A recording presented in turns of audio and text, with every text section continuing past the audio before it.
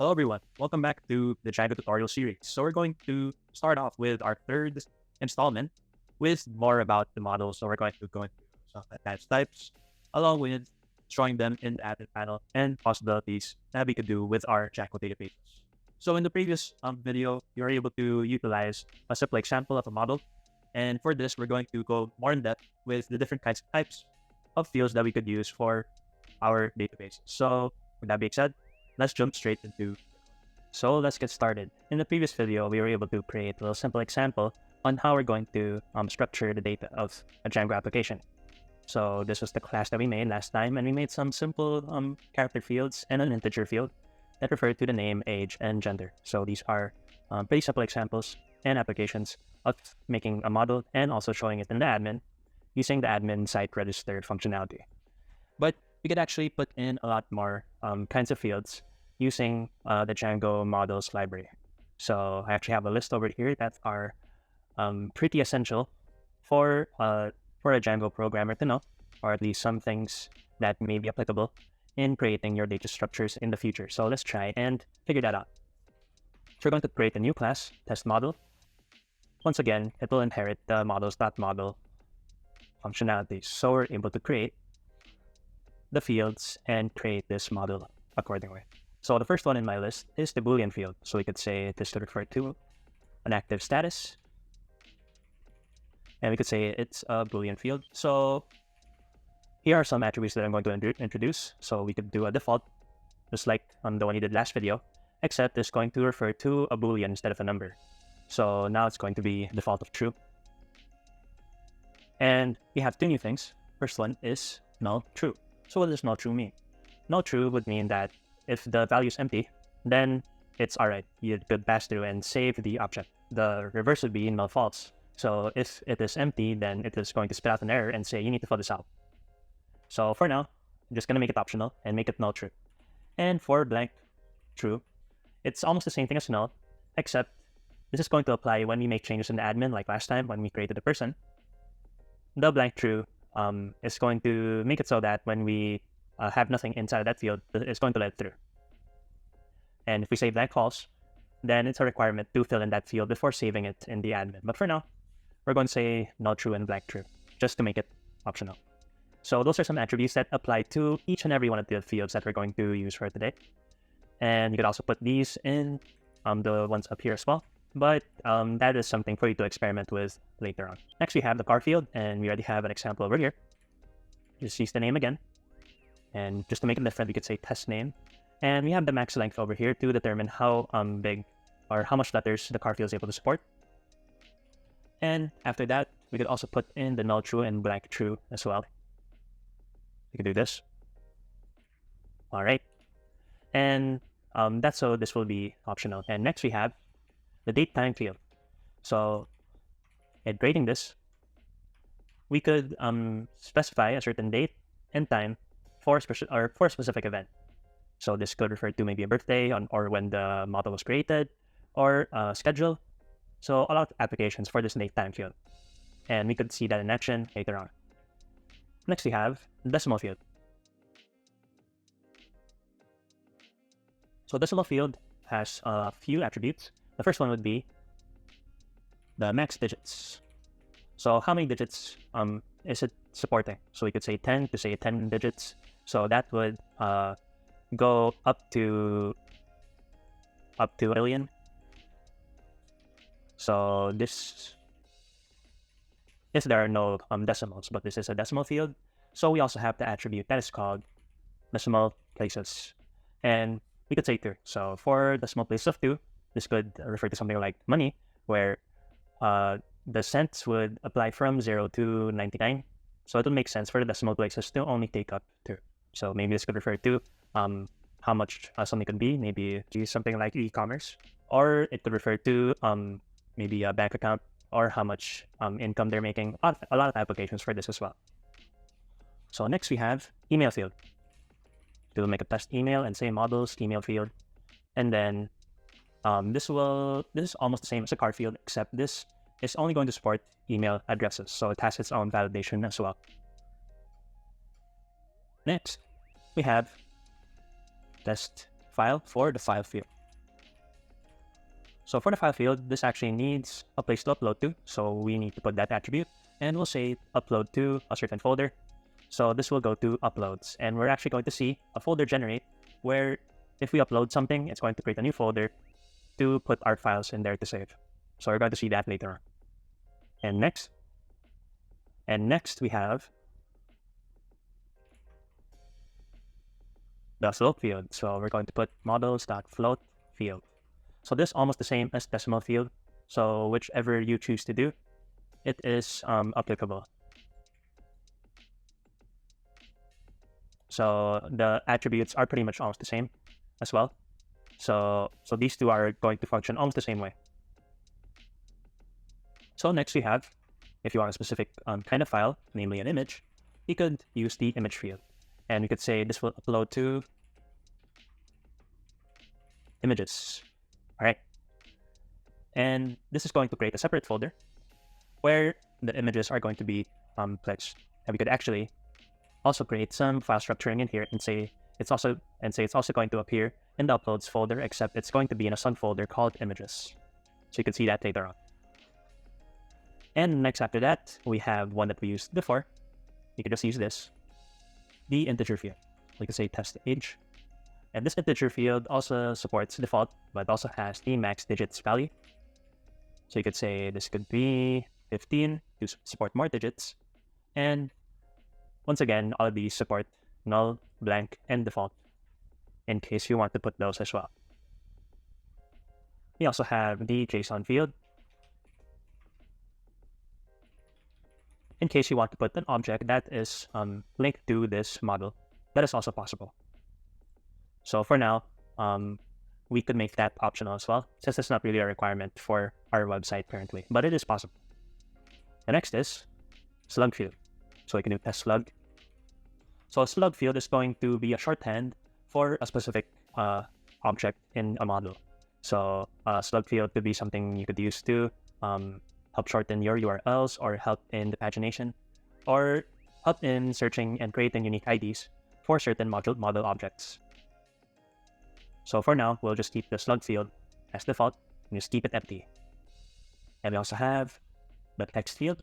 So a text field is almost like a character field, except a text field would function just like a text area in HTML, where it could support a bigger amount of text.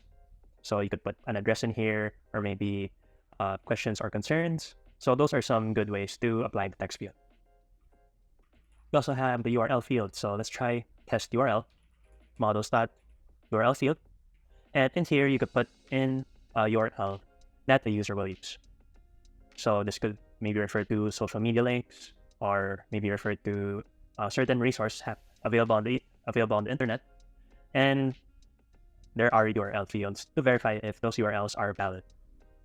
So these are some of the examples of types of fields that you could try out in your model. And you also have database relationships. I could type it. There we go. And for these, there are actually multiple. So we could have a foreign key, any-to-many field, and one-to-one key. So for these three, a foreign key would refer to a certain link or a certain sub-object that is linked to this current model. So let's say test person. And that could possibly be equal to a foreign key. And we could say it's linked to a person. So that's about the simplest way to apply foreign key. And we could even do the same thing, except it could apply to multiple people. So if it's multiple people, we could say any-to-many field.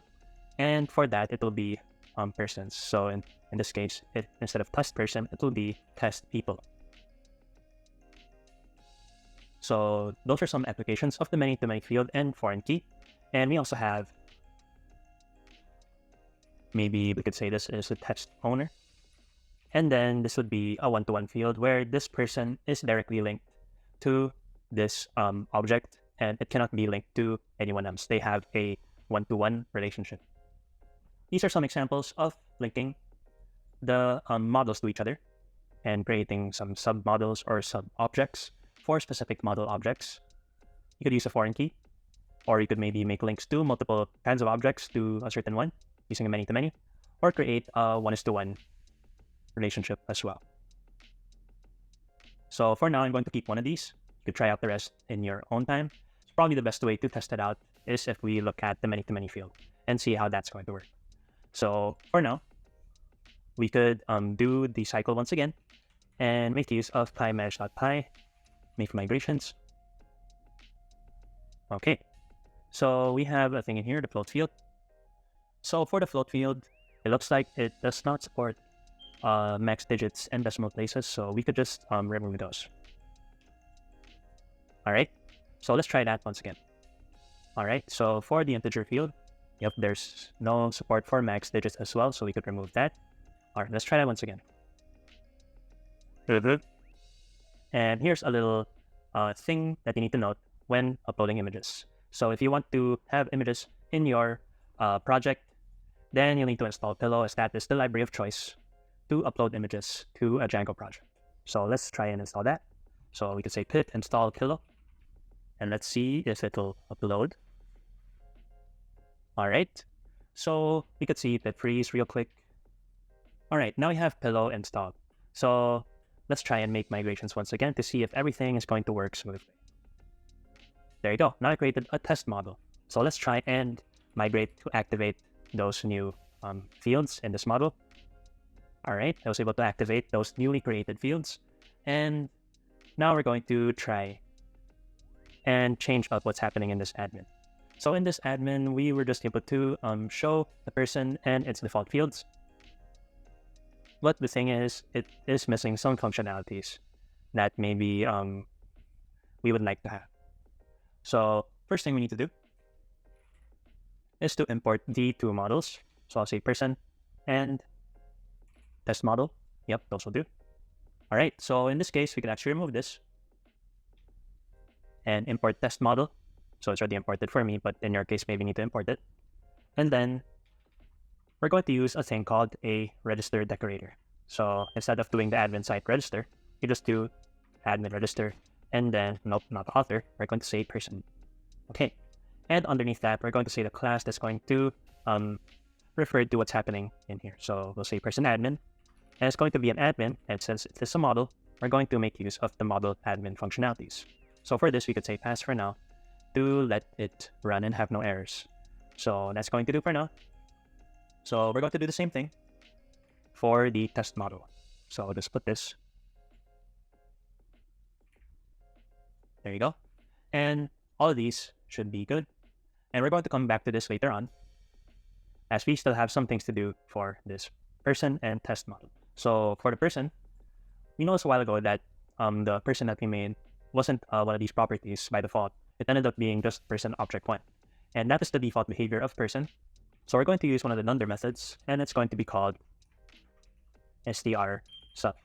So str would refer to the string value that's going to refer to per object. So in this case, we're going to return self and then pick out which of the fields, or even edit it ourselves using an f string. So for now, I'm just going to keep it simple. The person is going to have the name as the name of the field. So that will do. And for the test model, we could do the same thing. You could say def dunder str, taking the self object to take one of the fields. All right, so for this dunder method, we could say this str is also going to take up the test name as well. So we'll say return self test name. I think that'll do. And you could also make use of two of these fields. So maybe I want to say this one is going to be test name and test active. So we could put that in a single f string over here. Close that. Put this as the first one. And the next one is maybe a dash and then self dot active status. So that is how we could change the names of the objects when they appear in the admin later on. So that should do for now. So let's just make sure that everything is going well. We do another make migrations to see if there's any changes. All right, no changes detected. That's good. And now we could do run server and see how this will look like in our browser. So let's take a look at how that'll work. All right, so now we're back on this page, and no worries if it's still showing this page for you guys. We're only still talking about the models and the admin. So we could say admin in here, and hopefully it still saved your user. So we could see that we have the persons and test models now. We could take a look at the persons, and there's currently nothing in here. Let's try and fill this out. So we could say my name and my age, say 26, and the gender, so let's say male. We could save, and we can see that the person is now named Jared. So that is how we change the name of the person objects. So we could do a bit more. Let's just do a bit of testing over here. Yep, that'll do. Save and add another. All right, and save. So now we have 3 people. So that'll do. And now we could go to the test models and see how these look like. So we could add a new one. And we could see all of these examples in here. So the active status would have a default of yes, but we could change it and say no. So yes and no are just different words for true and false. So this is for a Boolean field. So we could say active, we could say yes, since we're just making them. A test name, we could say test user. And a test date, we could use this widget over here to give a specific date. We could say the 18th of January. And you could choose a time. Maybe we could say 6 a.m. And I think that'll do for now. If you're seeing this error, then it's just a thing in settings that we could check out later on. And for the test decimal, we could put a decimal value. We could say 2, maybe 2.37. So that doesn't reflect how much money I have, by the way. That's just a little test value that I thought of. And for test email, we could say test@test.com. A test file, we could choose a file, whichever file we want to choose. So maybe in here, here are the rest of my videos. So we could go to downloads maybe. And maybe this index.html will do. All right, test float, maybe we could do the same thing and just do 300.2. Test image would be the same thing as well. Maybe for this, we could use one of my images. We could still do. And test age, give them an age of 34. Test JSON, you could put JSON object in here. So it will start with curly braces. And then you could say test and then hello world. So that's a little JSON that you could try out. But test log would be a little shorthand for what would refer to this user. So we could tackle more on that later on. So the test log for this would be just test user. So normally they're one word. And test text in here, we could just give him a little lorem ipsum. The lore, there you go. That'll do for now. A test URL, we could say example.com. So test people, this is one of the interesting ones. We could add in some of these, or we could add a new person entirely to put in our test people. So we could hold down control to select multiple, but for now, I'll just select Jared and Zane Swanson, and that'll do. So we could save this, and I was able to save that user. So we could go in here, and currently we have all of this. So for now, we could click on this test image and see that we can't access it currently. We'll fix that in a later video, but just know that this has been uploaded successfully. We could check that later on. And for this upload, same thing, we can't view it in the browser, but we could view that later on in our VS Code. And for the rest, you can see that we have test JSON, test age, pretty much all of these are available. So let's try and fix some of the errors that are happening in here, like this, if you see this server time. So for the server time, this will depend on what kind of time zone that you have in your set in your settings, and it's going to compare it to your current PC time. So if you go back to VS Code, all right. So we're back in our VS Code, and let's see what has currently changed. So in our uploads, we see our index.html. So this is a little HTML thing that I have, and we also have the images in here. So in this images, this is a random image that I have in my downloads. So we could see that those work, but we're going to work on showing those in a future video. So for now, let's try and fix that little error that we have where my server time is 8 hours ahead. So we could see maybe in our settings.py, and there's going to be a time zone in here, and we could see the UTC. So the available time zones for Django would refer to which country you're currently located or what kind of country time zone is adjacent to you.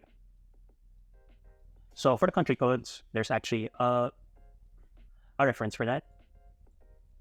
So we have this time zones documentation. So there's actually a list of available countries in here. So we're going to put this in the description in case you want to check which one is going to refer to you. But for now, I'm going to take one of these, maybe Asia Hong Kong, since that is probably going to fix my error. So for that, I'm going to paste it in here. And then we could see that it's going to do a little refresh. And we could try and go back to our Django. Let's refresh the page. And we could see that the time has officially fixed itself. And we should be all good. So this is one of the ways to create some new models and some of the fields that you may need in the future in case you want to create some more complicated model structures or data structures. Then hopefully you're able to apply some of the fields that we discussed in this video. So for now, this will do. And in the next video, we're going to talk more about views, since we're able to create the models necessary to populate these views. So I hope you're able to learn a lot, and see you in the next video.